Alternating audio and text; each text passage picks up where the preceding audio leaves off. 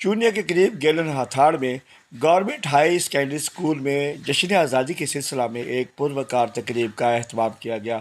इसमें तलबा तलबात, असातिज़ा, वालदैन और मकामी अफराद समेत रुकन Punjab assembly Ehsan Raza Khan, district education officer Shaukat Ali ने खसूसी शिरकत की।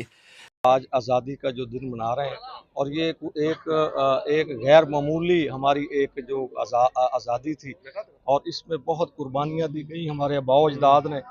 कि आज के दिन हिंदुस्तान के मुसलमानों की उम्मीदें भर आईं और हमें मुल्क पाकिस्तान जैसी नेमत से अल्लाह ने नवाजा। तलबा तलबात ने सब्ज़ हलाली परचम उठाकर पाकिस्तान से अपनी वालिहाना मोहब्बत का इजहार किया और कौमी जज्बे से सरशार तलबा ने मिली नगमे पेश करते हुए पाकिस्तान के शहदा को खराज तहसीन पेश किया।